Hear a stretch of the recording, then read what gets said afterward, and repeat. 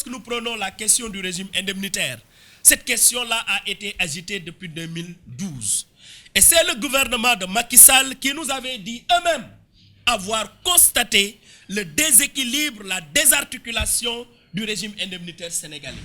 Et puisque c'est ça, il fallait qu'on leur permette de choisir un cabinet indépendant qui fait l'étude sur le système de rémunération. Nous l'avions accepté en patriote.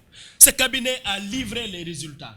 Les résultats ne nous ont pas surpris parce que les résultats ont confirmé ce que nous avions dit. À côté même de ces résultats, il y a une étude de la Banque mondiale qui est revenue sur le système salarial sénégalais, qui a montré l'inéquité qui frappe ce système-là. Je donnais l'exemple, même si on me dit que la comparaison n'est pas raison, je dis que le professeur du lycée, il est de la même hiérarchie que le gouverneur.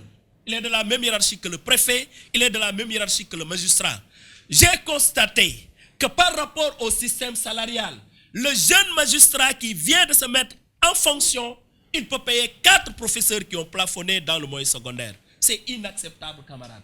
Je prenais l'exemple de l'indemnité de logement des enseignants. Je reviens pour vous dire que tous les enseignants ont d'abord leur foyer comme leur bureau. L'indemnité qui est à 60 000, c'est en 1975 que les enseignants demandaient une indemnité de 60 000. Aujourd'hui, 2018, nous sommes encore à 60 000 comme indemnité de logement. Et tout le monde sait que chez nous, le logement, c'est notre bureau. Et bizarrement, il n'y a que dans le système éducatif où que l'enseignant ait le brevet, qu'il ait le baccalauréat, qu'il ait la licence ou la maîtrise, toute son indemnité de logement, c'est 60 000. Dans les autres corps, cette indemnité est hiérarchisée.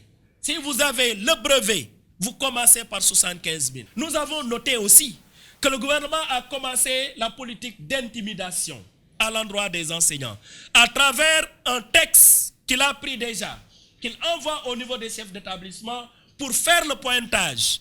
C'est nous dire qu'il faut apeurer les enseignants parce que nous allons couper le maigre salaire qu'il a. Nous serons prêts à engager le combat malgré ces intimidations. Et je le dis aussi, dans le passé, on coupait les salaires des enseignants clé en main. La direction de notre organisation va rédiger un texte qu'il enverra au ministre du Budget et au ministre des Finances. Que désormais, si on doit couper les enseignants clé en main, qu'on commence aussi par couper les responsables. Parce que comme la solution, c'est de couper les salaires, comme leur solution, c'est d'envoyer la police, la gendarmerie dans les établissements, que tout le monde se tient pour prêt. Parce que nous sommes prêts à engager ce combat. C'est un combat que nous ne pouvons pas ne pas engager dans la mesure où c'est un combat de restauration de la justice et de l'équité dans notre pays. Et ce combat-là, ce n'est pas que le combat des enseignants, c'est le combat de tous les citoyens.